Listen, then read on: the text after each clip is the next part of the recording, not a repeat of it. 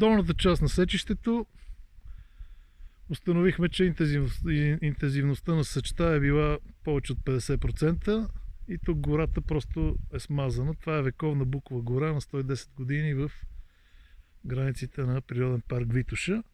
Опитахме се да преброиме колко вековни дървета са останали в един радиус на около 100 метра от нас и установихме, че едва 10 дървета,